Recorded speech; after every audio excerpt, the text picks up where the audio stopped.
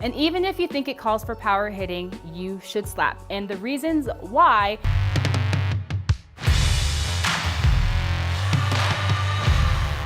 Watch this video to see why you should be slapping a good majority of the time, especially when you're first starting out. A special shout out to Scott Wheeler, who actually asked this question: if a newbie slapper should slap in any situation, no matter what. Although every scenario is different, I lean towards yes. And yes, you should be slapping in all situations that present themselves, especially when you are first learning, even if you think it calls for hitting for power.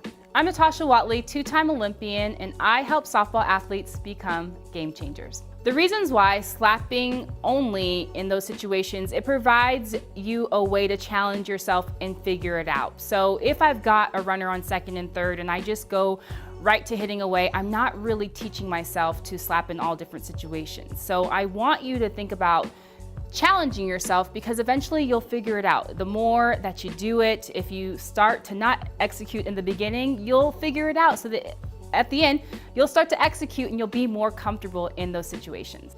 This Tasha tip is brought to you by DeMarini. The new DeMarini Prism is not only aesthetically pleasing, but it performs like a champ. Make sure you check out the Prism at demarini.com.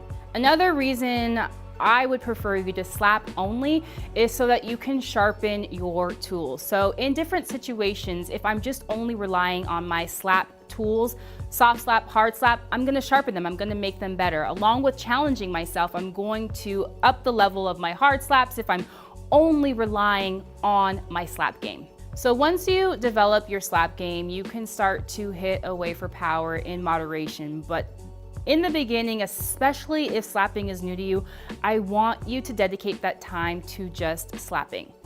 So now you see why it's important to stick with slapping in the majority of situations when you're just learning. You sometimes have to sacrifice your competitive juices, especially when you're learning. Just a little sacrifice in the beginning will go a long way in the end, and you will see big, big payoffs.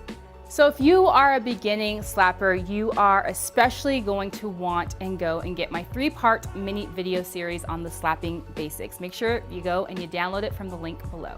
I would love to continue slapping conversations with you. I have them all over in my private Facebook group where we talk all things slapping, tips, drills, motivation, especially questions like from Scott Wheeler, who actually asked this question on if a newbie slapper should slap in any situation, no matter what. So thank you, Scott, for the question, and I would love to have those conversations with you. So make sure you hit the link down below.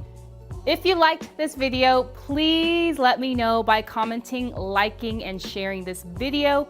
Make sure you subscribe if you want to see more videos just like this. And I also would love to hear some of the videos that you would like to see. Thank you for tuning in, and see you next time.